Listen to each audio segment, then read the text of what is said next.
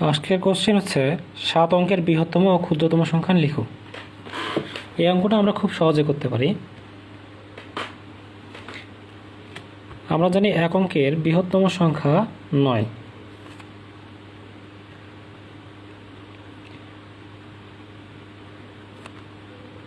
আমরা জানি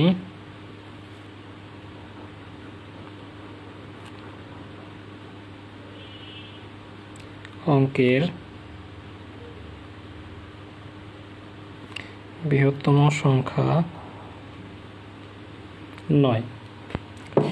অঙ্কপতনের যে কোনো অবস্থানে 9 এর স্থানীয় মান বৃহত্তম হবে। সুতরাং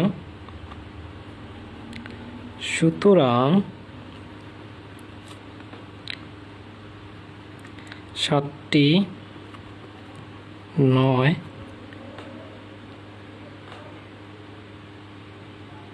পরপর লিখলেই 7 অঙ্কের বৃহত্তম সংখ্যা পাওয়া যাবে। পরপর লিখলেই 7 অঙ্কের বৃহত্তম মান